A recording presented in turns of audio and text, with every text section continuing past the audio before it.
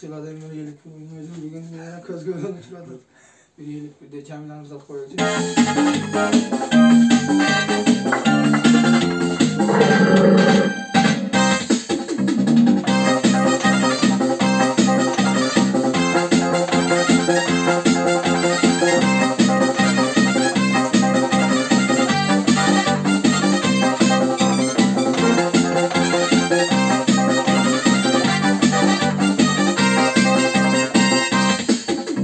Karanlıkta gözünden o Cemile, balda şirin sözünden o Cemile.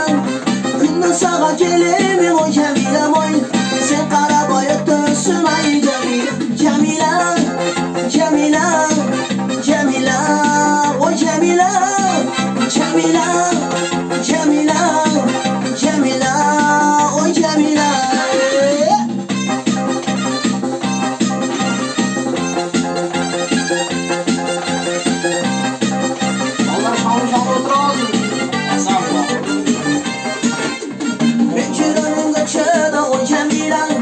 Seni kara gözlü o Cemile, badaralı basalı o Cemile oy, sen kara bayat dönsün ay Cemile.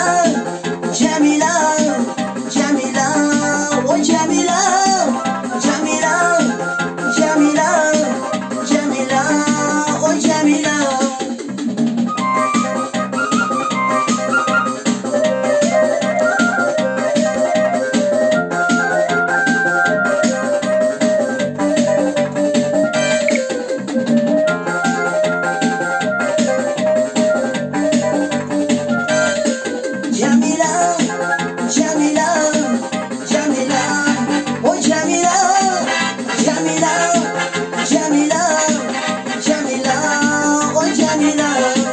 Cemile,